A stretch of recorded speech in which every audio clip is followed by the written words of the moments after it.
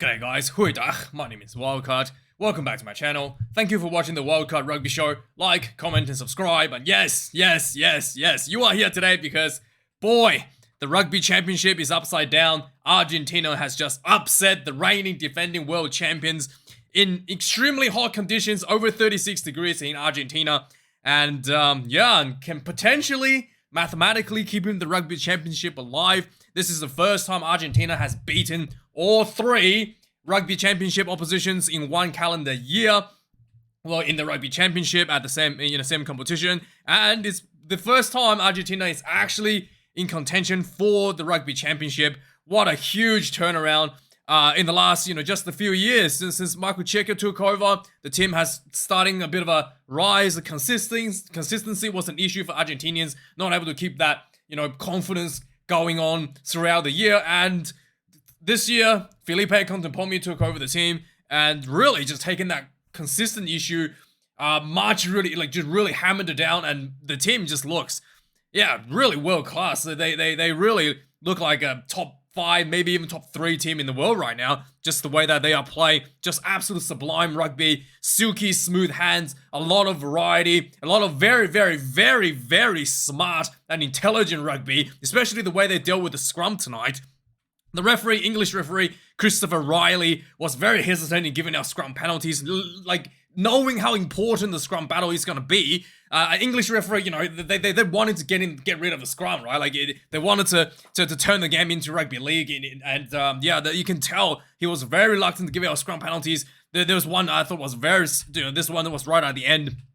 The Springboks going forward, scrum goes down. You can clearly see it's the loose air side on who was it at that point? The reserve prop from Argentina folded under Vincent Koch. He literally folded in, and the referee just said, "Get the ball out and play on." Did not give a penalty. If the scrum is going forward for one team and it collapses, it should 100% be a penalty to the team that's going forward. And the English referee was very reluctant to giving that away. And I can't imagine how frustrating it must have been for a lot of the Springboks fans. Even I was getting frustrated. That's just one example of a number of scrums in the second half, especially, that had been adjudicated in such a way.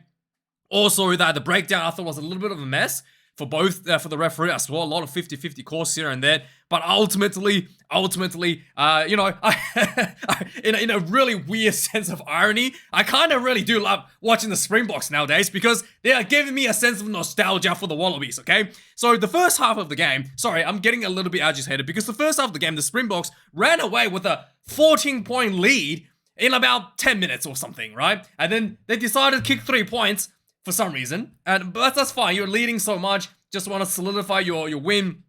I thought you had the momentum, could probably just squeeze that a bit more. It was almost too easy for the Springboks, and it looked like the Wallaby game against the Argentinians last week, 2 weeks ago, right? Where the Wallabies were leading 30 minutes in by a huge margin, and again, this was starting to look like that, and then only for the Argentinians to pull back and just unanswered points, right? How many unanswered points was there? Let's have a look at the results, right? And they Argentina just pull back unanswered points. So 2 tries in less than 10 minutes for the Springboks, only to leave the Argentinians to get back 4 tries unanswered. I was like, am I watching the Wallabies? Now you guys know how I felt, exactly how I felt watching the Wallabies versus Argentina historical loss 2 weeks ago, right? Literally, this is exactly what I felt like. Should turn the TV off. But luckily, this was not the Wallabies. This was the Springboks. They did manage to stabilize the situation, get themselves back into the game a little bit, and as you can tell that the Springboks had a lot of confidence in the early part of the game. Obviously, they had a new attacking coach, and it's starting to show that the good handling, and especially in the wider channels, they're able to create a lot of space with Jesse Krill just doing a lot of beautiful work around there, and Henry Pollard as well, just sharpshooter, pinpoint accurate, picking out the exact players in space and sending those out the first 2 tries as well. And the Springboks was getting over the advantage line consistently when they play that style. And just because now they're under pressure, they've taken the pressure off themselves by opting for 3 points at 12 minutes in. Could have just kept the pressure on. It was almost like, this is too easy. Let's take a breathe. Let's take a break.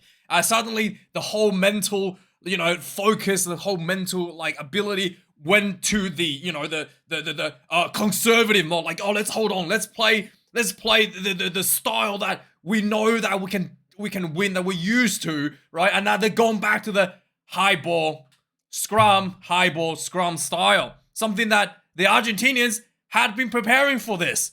So the Springboks went from something that was very successful, that the opposition was not very I was not aware, not really suited to, not really. You haven't seen much from the Springboks, so the opposition are not really aware on how to defend that, to a style that everybody knows that the Springbok has won the World Cup with, and everybody has been studying for the last, year or so, or 6 months or so, on how to defend that, right? The high ball scrum.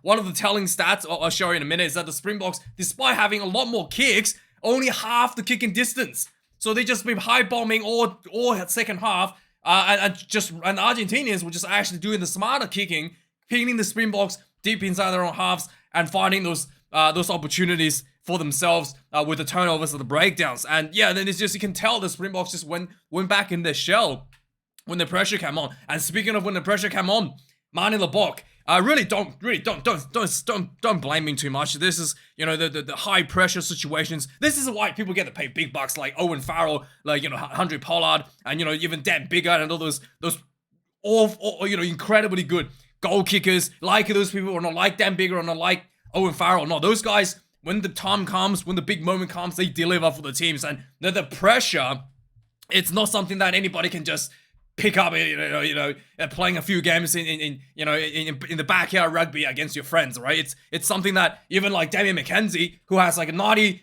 something % accuracy in Super Rugby, right? And then he misses the goal kicks right in front for the All Blacks, right? It's not just it's something that's not easily come by. Even the best in the world misses right in front. And if I want to go to a list for the Wallaby players, that's even longer. Nola Laseo missing one in the Bloodless Cup right in front a few years ago. Donaldson missed one pretty much right in front against Italy, losing to Italy the first time ever. Like, these high pressure situations is not something that anybody can handle. And man in the Bok, I mean, yeah, it's something that just, it's something that the more pressure I think the public put on him, the harder it is for him to get this right. And I think that everybody should really, not blame him. Hopefully the media don't smash him too much on that. He also missed a touch finder as well. That could have been quite important. But ultimately, I think that the Springboks went into their shell. And that was, you can clearly see they just want to go for the scrums. They just want to get the high ball and force the knock on and try to get a 3 points on. And when you do that sort of strategy and you're basically putting more pressure on the goal kicker, right? And that is man in the Bok to deliver that for the win for the team. And again, the pressure just builds up to a point where it's not something that everybody can handle. And this is why some of these players get millions of dollars to play, to kick goals for a team. It is just that difficult. So I really hope that people don't get too harsh on man in the Bok in that regard. The outside of that, the physicality again from Argentinians, the Springboks, I thought was one thing that they probably. This was probably the most physical match the Springboks has made in the Rugby Championship. I felt like the Argentinian side was probably more physical than the All Blacks had been the last couple of weeks. They really fronted up a lot of that the Rugby, getting that, punching through the defensive line. The Springboks had really not able to cope with that as well. The Springboks showed moments of themselves being able to break through around the tighter channels with pick and go and quick decisions. What's his name? Cobus Reinhardt as well was much faster when he was on the field making those decisions. And I thought maybe, it is interesting one. There'll be a lot for the media to digest this and how things could have turned out. How, if they should they have kept 100 Pollard on the field a bit longer? He was taken off the field 48 minutes into the game. Should Cobus Reinhardt stayed on the field a bit longer because the game kind of stalled down a bit. And Apaleta Farsi as well. He went from somebody who never kicked the ball only like a month ago to kicking the ball constantly. Is that something that was the reason, if you're the captain, if you're somebody, again, it's probably should not have taken the 100 Pollard so early off, because if you have someone that's with World Cup experience, 100 Pollard on the field, he could literally say, hey, look, we've got a young captain on the field, and we've got a lot of,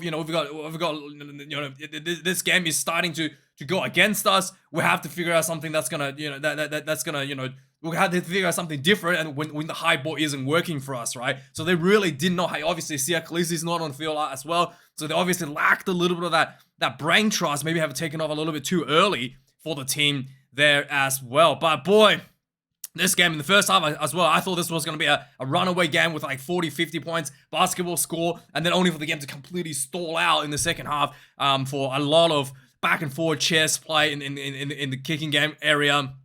And everybody was just end up squeezing out penalty goals against each other. And yeah, this was interesting. Let me know your thoughts on what my assessment. 29 points to 28. This actually puts the Springboks down on second place in the Rugby World Rankings. So yeah, what is it? 27, 28. What's the score? 29, 28. So let's change this one. 29. It wouldn't change anything anyway. 28. So yeah, Springboks drops 1.8 points. That's a lot of points being lost against Argentina, because Argentina's way down at 7th, going up to 6th, gaining 1 point. That's a lot of points being exchanged. As you can see that, you know, that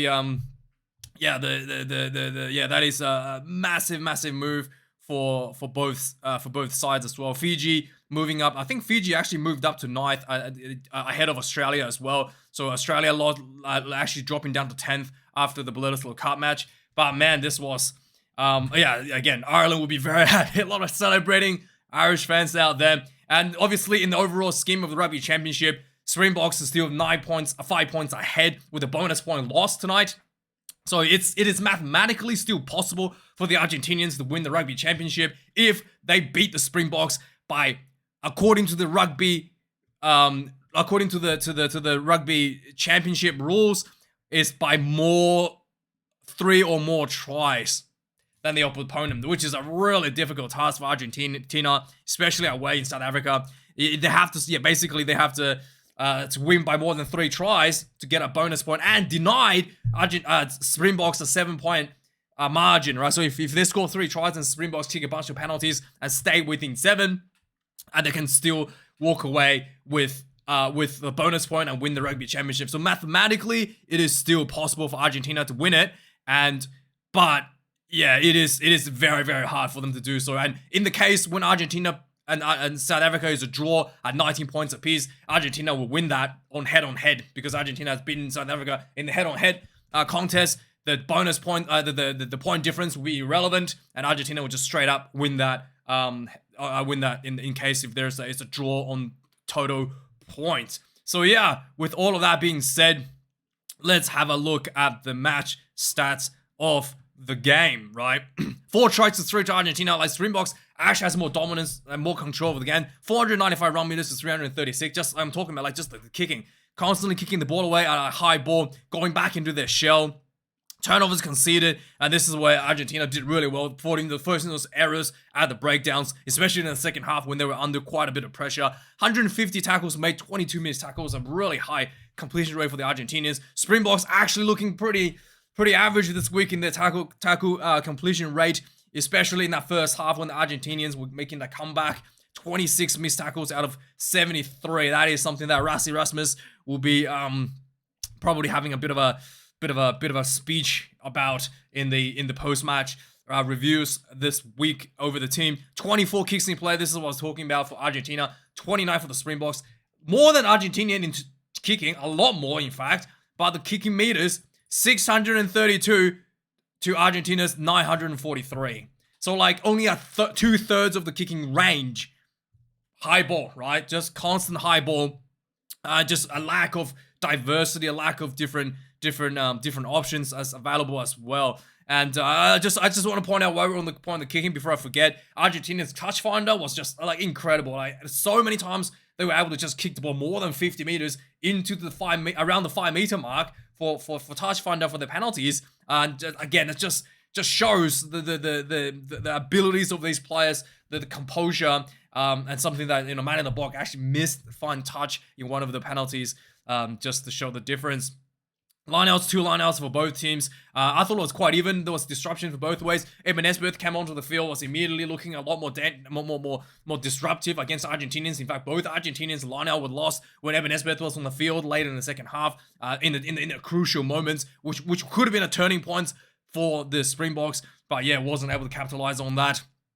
scrum. Despite the fact that I thought the Springboks had scrum dominance, there was actually one scrum penalty lost against the Springboks for an early push, which I thought was really bad decision as well. The Springboks won the collision and was going forward before the ball came in, and I thought that should have been a penalty against Argentina for not able to hold the weight.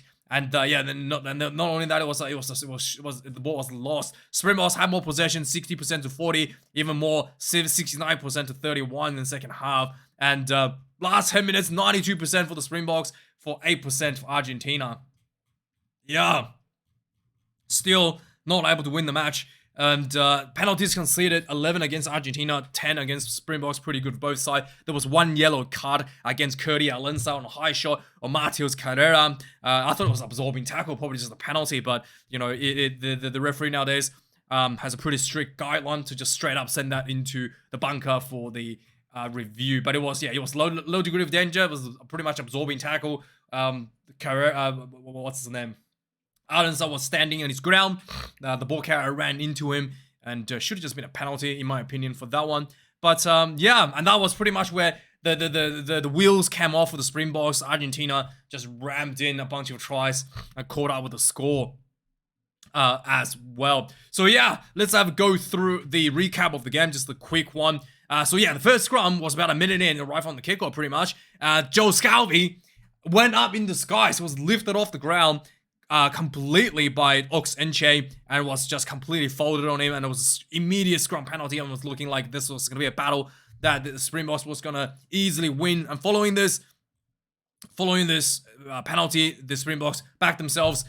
3 minutes into the game, they went for the line out. The more defense was pretty good for the Argentinians. The ball came out to Pandre Pola, pinpoint accurate flat ball to Apalele Farsi. Straight in for the try for the Springboks. 7 points to nil. A few minutes later, 7 minutes into the game, there was a Springboks, just a lot of front foot momentum, just working around the rocks, lots of pick and go, and eventually the Springboks finds themselves a little bit of break. Again, just a nice little quick ball from Reinach to Jesse Kriel, ran straight through, found himself a little bit of gap. Try time for the Springboks again. 7 minutes in. 14 points to nil. 12 minutes into the game, there was a nice crossfield kick from, I think it was a crossfield kick from to Jesse Kriel, and he kind of like, the Argentinian player kind of like knocked it on or something. It looked like kind of like knocked it on, and Jesse Kriel got it anyway. So there was some nice variety from the Springboks. Full momentum, wasn't able to score following this, but they did get a penalty, and then they just decided to take 3. I thought, at this point, I was like questioning the decision there, because they had a momentum. Maybe it was really hot out there. Who knows, right? 15 minutes into the game, sure enough, the Argentinians finally found themselves with some momentum. They haven't really touched the ball before this at all. There was a nice little switch play behind the ruck, and the Lucio Cinti found himself through a little gap, and then sent in through Chocobares down the field, and Chocobares linked up with the try-scoring machine, Mateo Carreras, down the sideline, 17 points to 7. And then 17 minutes into the game, Curdy Alenza sent over the high shot on Carreras. And then the Argentinians opt to kick 3. And I wrote, that's the bad idea. I shouldn't do that. And then missed this one. So I was like, oh, well, there you go. You learned your lesson there. Don't go for goal kicks when you have a player. Yellow card in the bin, right? 22 minutes in the game, sure enough, Argentinians worked their way back into the Springboks half. There were some nice offloads, sending the Argentinians going forward, and eventually, again, Carreras punching through the defensive line, down the sideline. He was like 1-on-1 with the final defender, just popped the ball out wide to the supporter, which was the big boy, Pablo Matera, ran in for the second try. 14 points to 17. There, 26 minutes into the game, another penalty for the Argentinians. They kicked the ball out, went for the line out, went for the maul. The maul was actually getting pushed out of sideline, and the guy had the ball, threw the ball back into the field just before his foot touched the ground. He was just like inches away from touching the ground.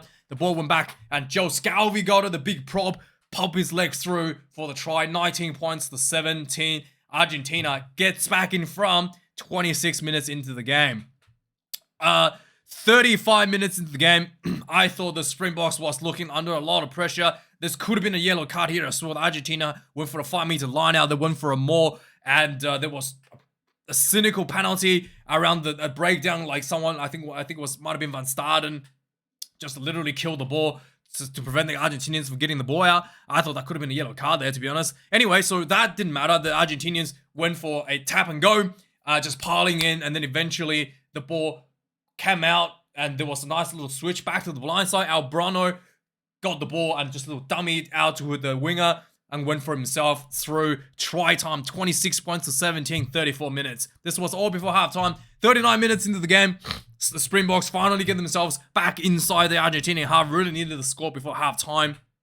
And there was a penalty right in front of the goal line. And the one guy, Kobus Reinach, and decided enough is enough. Nothing's working. He'd taken a quick tap himself, swerved through the traffic that was in front of him. All the offside players was not able to touch him and went in for into the corner for the try. 26 points to 22 was the halftime score. Second half starts. 3 minutes into the second half, there was an early penalty to the Springboks, and Andre Bollard popped this one through. 26 points to 28. And then the game just really stalled a bit. The Springboks had a lot of control, but were really not able to execute. There was a lot of probably hesitant kicking. Andre Bollard was taken off 48 minutes. Manny the Bok was on 64 minutes, had a penalty and overcooked the touch finder. And again, that was probably kickable range for 100 Pollard. The penalty, that 64 minutes where the man in the box failed to fire and touch, and maybe the head coaches have taken off Pollard a little bit too early. I thought Pollard was going to go to 12, to be honest, but no, they had Pollard off for LeBoc. And then, 68 minutes into the game, the Argentinians were back into the Springboks half. This, basically haven't really had any opportunity at all. And Albano's the number 10 are really showing that, the confidence and the backing from his coaches that he really deserves the number 10 jersey ahead of Carreras. And again, just breaking through into the Springboks 22 and getting a penalty as well for the Springboks. And 3 points on the board. Some really nice hands from the forwards as well, from the Argentinians going into this. And 29 points to 28, 68 minutes. Argentina back in front by 1 point. 71 minutes, there was a massive call. I thought the Springboks had a scrum in the kicking range. The referee said the Springbok early push after a dominant hit. And there was a turnover to Argentina. This was a really, really crucial and really, really bad call for them. After this, the Argentina had another opportunity to go for the kill, trying to deny the Springboks. This is why Argentina, I really think that they've come a long way. So this was about 73 minutes into the game. They could have easily probably kicked the three. This was 50 minutes out. They definitely have someone. I think, they should have someone. I'm pretty sure Carreras was on the field, and he can kick more than 50 meters. They probably could have kicked this one, but instead they went for the line out, for a 5-meter line out, despite not going their way. Evan Esper stealing it. The intention is there to try to, win the game by, with a decisive strike to the opposition, and not just try to hold on to 3 points and win this with minimum efforts, right? So they weren't able to do that, and also, again, with the time clock running out, they wanted to control the game. They wanted to control the clock, not letting the Springboks have 8 minutes or something, or 7 minutes or something to work back at your end right from the kickoff, right? So they wanted to control the time that is played inside the opposition half as well with this touch finder instead of going for the 3 points.